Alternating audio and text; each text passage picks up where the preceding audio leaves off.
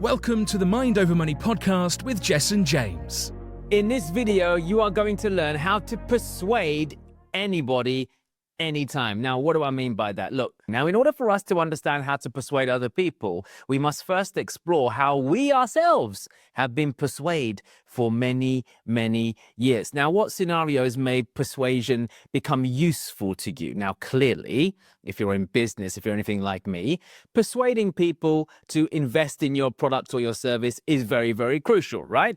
But it's not just about business. It could be at work. Persuading somebody to give you a promotion, persuading somebody to give you a shot, persuading somebody else at work to help you finish the project that you're supposed to finish on your own. Persuasion can spill out into the workplace, but it can also spill out at home, right? It can spill out into your relationships. It can spill out to your children. Look, even if you're anything like me, like trying to get your kids to go to bed at a certain time, it requires a certain level of persuasion, trying to get them to tidy their room, do their homework, all that kind of stuff. So persuasion spills out into all areas of our lives. So let's analyze essentially how we as human beings ultimately get persuaded. Now, one of the biggest things that you have to understand when it comes to persuasion is as human beings, we are sentient beings. What does that mean? We have feelings. We're emotional beings. We've got feelings, right? And because of our level of intelligence, although it's debatable at times with the human race, because of our level of intelligence, we're able to amplify emotions at any given time. So let's understand what makes us get persuaded or not persuaded to do something in any given situation, whether that's at work, whether that's buying something, being sold to, or even in a relationship. Well, it's very, very simple, really. Because we are sentient beings, we rely a lot on feeling and emotion. We either do something to feel a certain way, or we do something to avoid feeling a certain way. What do I mean by that? Look, break it down. Every single thing that you do right now is done so that you either feel a certain way or you avoid feeling a certain way. For example, why on earth would you get up in the morning and go to a job that you don't like? Why would you do that? Now, you might be going, but Justin, like going to that workplace makes me feel like crap, so you're wrong. I don't do it because I have feelings. No, you do it because you don't want to feel in a position where you are helpless and cannot pay your bills. Is this making sense? So even though you don't feel like going to work because you don't like the place and it makes you unhappy and it makes you sad and you don't want to be there, why do you go there? To avoid the feeling of insecurity of not being able to pay your bills. Does that make sense? So what do you want to feel instead? You go to work even though you don't like it to feel secure and certain that you'll be able to pay your bills at the end of the day. Is this making sense? So this spills out into everything that we do. Why do we stay in a relationship that doesn't make us happy? Because we don't want to feel lonely. We don't want to feel lonely. So even though that relationship might not make us feel happy, we stay there because we don't want to feel lonely. What do we want to feel instead? Connected. We want to feel companionship. We want to feel some kind of love, even if that person doesn't make us happy. All right. So what I'm trying to say is we do things based on whether we want to feel a certain way or avoid feeling a certain way. And ultimately, that happens in persuasion as well. Because whenever you've been sold to, whenever someone's sold you something correctly, by the way, if you break it down, it's linked to your feelings. You don't want to feel a certain way. You want to feel like this instead. TV, society, the media, they've been doing it for years. Even to this, for example, how many of you have seen on TV those adverts that they play to encourage you to donate to a particular charity, normally for underprivileged children or overseas foreign countries that are war-torn or whatever, malnutritioned or malnourished or whatever it is. And what do they show you? Forget what they say to you. What do they show you? Visual imagery of sick children. Visual imagery of people in pain. Visual imagery of people suffering whilst you sit there in the comfort of your beautiful home with a full belly, heating on, roof over your head, and you're looking at these people who are suffering. And how does that make you feel as a human being? bad. You don't want to feel guilty. You don't want to feel ashamed. You don't want to feel like that person who takes everything that they've got for granted. So what do you want to feel instead? You want to feel like you are contributing to society. You want to feel like you are helping another human being out. You don't want to feel sad by watching all of this stuff. So how do you put it right whilst you got tears in your eyes still watching this advert? You get your freaking phone out and you text 55518, whatever it is they ask you to text, and you make the biggest donation you possibly can. And it was all based on emotion, not logic. So when you think about it, persuasion is about emotion, not logic. Logic tells you, well, hang on a second, if I donate to every single advert that I see like this, at some point, I'm going to need freaking charity. Logic tells you that. But what makes you do it over and over and over again? Emotion.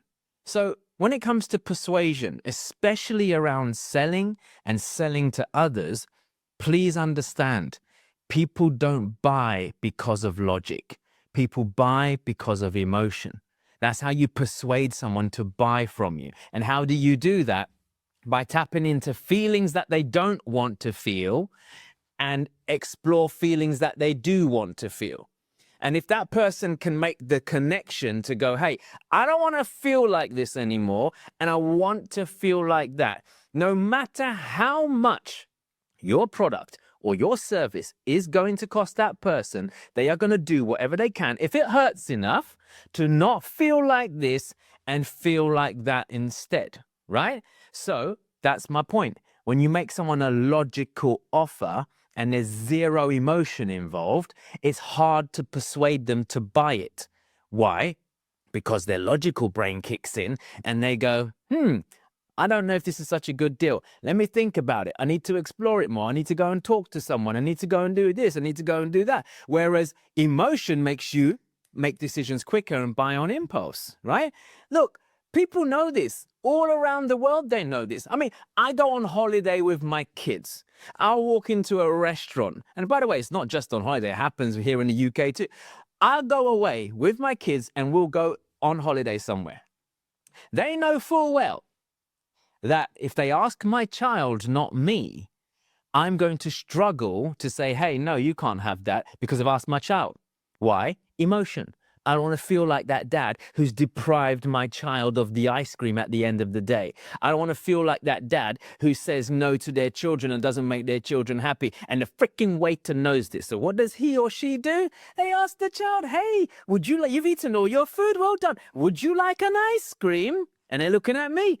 It's not a free ice cream, by the way. It's a paid ice cream, which if I say no now as the daddy, I've been mean to my child, which makes me a bad parent. And therefore I cave in and I let him have the ice cream. Well, unfortunately for my children, I'm aware of all of these persuasion techniques. Therefore, I'm able to flip it around real quick. And no, I'm just kidding. Let the kid have the ice cream. It's fine. But my point is this. Emotion, not logic. That, my friends, is how you and I have been persuaded all throughout our lives. All throughout our lives. Now, I'm not saying it's always good. Now, look, for those of you who don't know, who follow me, and you're just new to my channel, you may not know that I used to be a psychiatric nurse. I'm also trained very heavily in psychology, the art of influence, NLP, timeline therapy, hypnotherapy, you name it. I'm just fascinated by the human brain.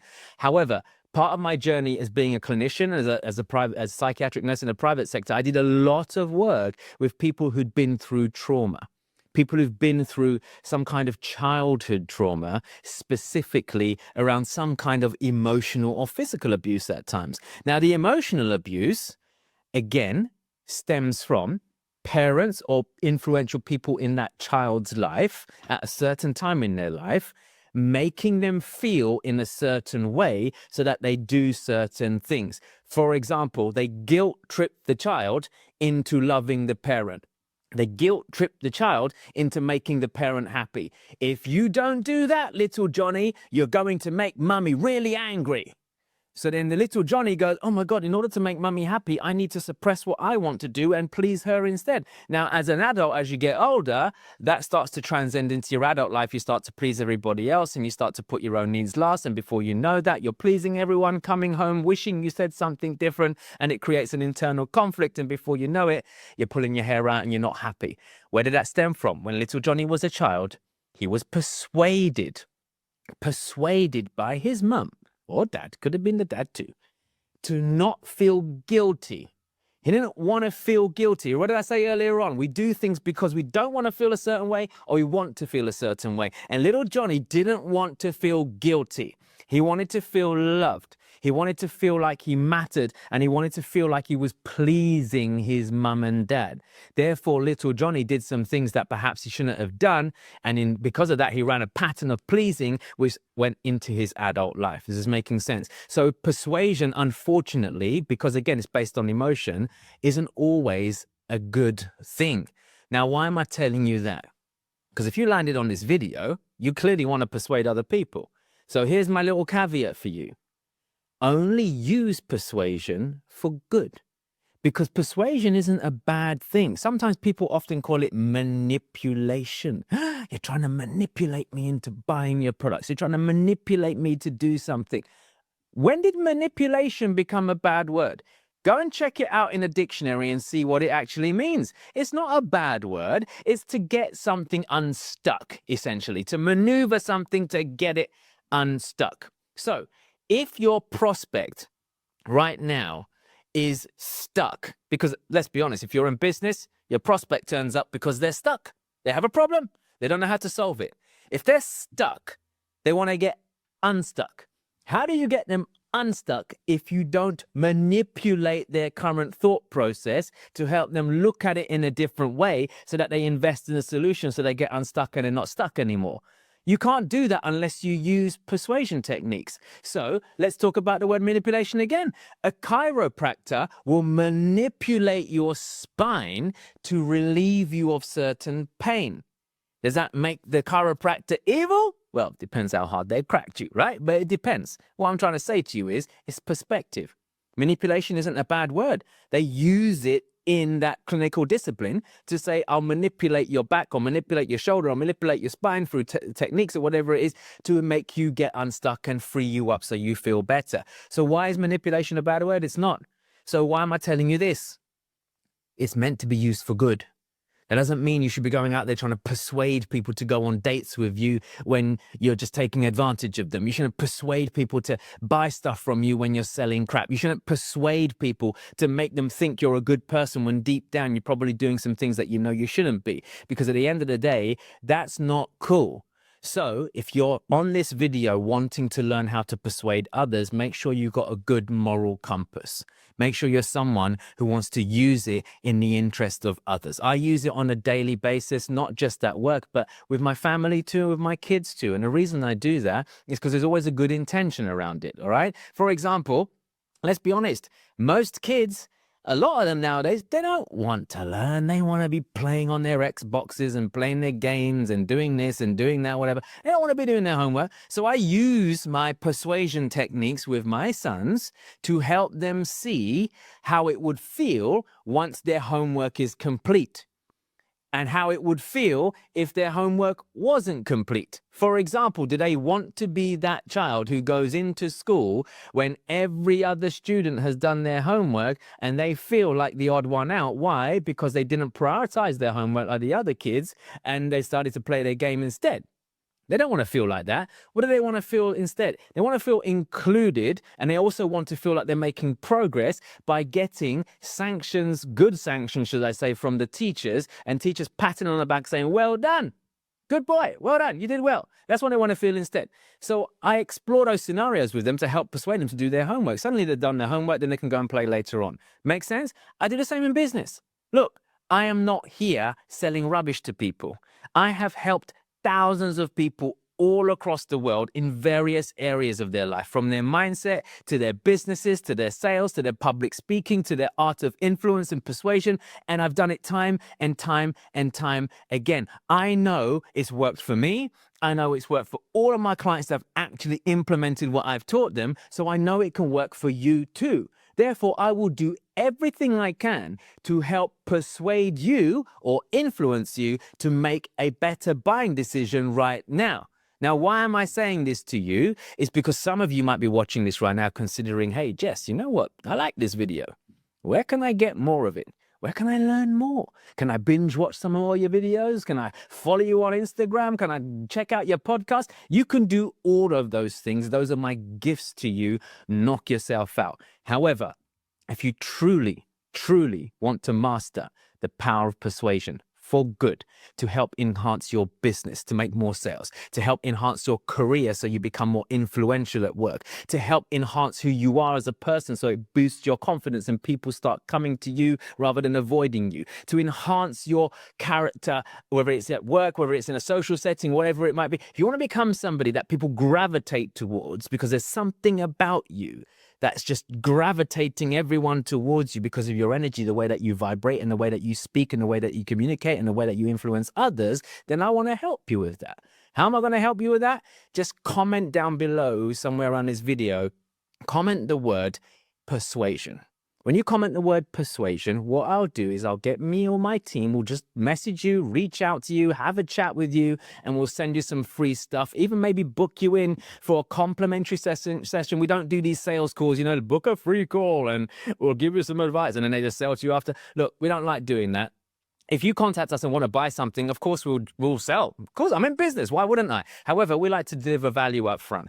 And if you want some free, impartial advice on how you can use persuasion, whether that's in your business, whether that's at work, whether that's at home, however you want to use it, if you want some free, impartial advice on how you can do that, just comment the word persuasion down below and we will hook you up with that. All right. So I hope this video was valuable to you. I hope you found it useful. If you did, don't go. Listen very carefully. Don't go just yet. If you did, do me a favor. I'm on a mission to try and reach as many people as I can with what I do.